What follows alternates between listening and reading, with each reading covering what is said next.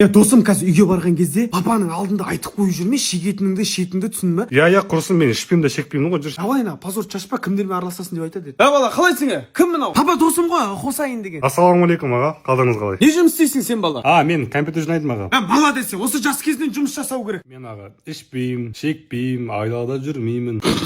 Қуат. Жоқ аға, мен қыздарға бармаймын, пәкпін ғой мен.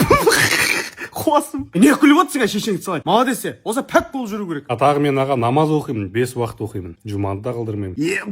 Мынау дейтін актер ғой таза.